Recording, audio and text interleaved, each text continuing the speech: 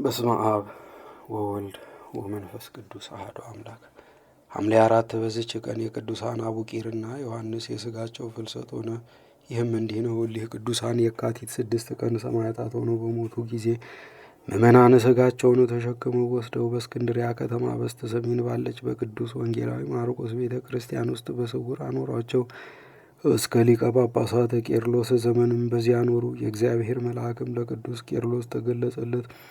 ወደ ወንጌላዊ ቅዱስ ማርቆስ ቤተ ክርስቲያንም ሄዶ የቅዱሳን አቡቂርንና የዮሐንስን ሥጋቸውን አውጥቶ እንዲሸከም አዘዘው። እርሱም ተነስቶ ሄደ። ከእርሱም ጋር ብዙ ሕዝቦች ነበሩ። በደረሱም ጊዜ ጸለዩ። ምድሩንም ሲቆፍሩ ሥጋቸው በውስጡ ያለበት ቦታ ተገለጠላቸው።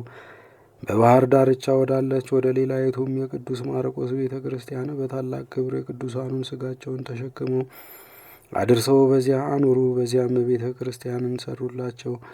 በዚችም ቀን ታላቅ በዓል አደረጉ። ከሥጋዎቻቸውም ድንቆች ተአምራት ተገለጡ። አረማውያንም ተሰበሰቡ። ይህንንም ድንቅ ተአምር ባዩ ጊዜ ጣዖቶቻቸውን ትተው ክርስቲያኖች ሆኑ። በዚያችም የጣዖቶች ቤት አሸዋ በላይዋ ተከመረባት። ታላቅ ኮረብታም ሆነ። የቅዱሳንም ሥጋቸው ታምራትንና ለበሽተኞች ታላቅ ፈውስን ያደርጋል። ለእግዚአብሔር ምስጋና ይሁን። እኛንም በጸሎታቸው ይማረን፣ በረከታቸውም ከእኛ ጋር ትኑር ለዘላለሙ አሜን።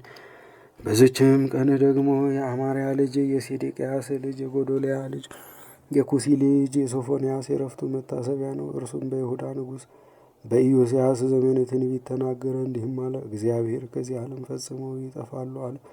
ከብቶችና ሰዎች ያልቃሉ፣ የባህር ዓሣዎችና በሰማይ የሚበሩ አዕዋፍም ያልቃሉ። ዳግመኛም ስለ ሞዓብ እንዲህ አለ። ስለዚህ ሞዓብ እንደ ሰዶም ትሆናለች፣ የአሞንም ልጆች እንደ ገሞራ ልጆች ይሆናሉ። ደማስቆም እንደ እህል ታልቃለች። እርሱ እንደ ተነበየው እነዚህ አገሮች በናቡከደነፆር ምርኮ ይጠፋሉና። ዳግመኛም ስለ ፋርስና ስለ ነነዌ ትንቢት ተናገረ፣ እንዲህም አለ። የፋርስን ሰዎች አጠፋቸዋለሁ፣ ነነዌንም ፍርስራሽና ውሃ እንደሌለባት ምድረ በዳ አደርጋታለሁ።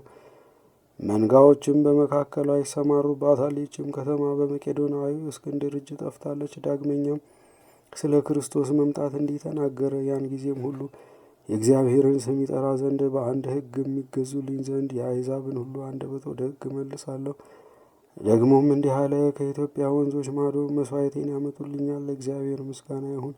እኛንም በጸሎቱ ይማረን፣ በረከቱም ከእኛ ጋር ትኑር ለዘላለሙ አሜን። ዳግመኛም በዚች ቀን ስለ ክርስቶስ ትንቢታቸውን እንደ ፈሳሽ ውሃ ያጎረፉ የ12ቱ ደቂቀ ነቢያት መታሰቢያቸው ነው። በረከታቸውም ከእኛ ጋር ትኑር ለዘላለሙ አሜን።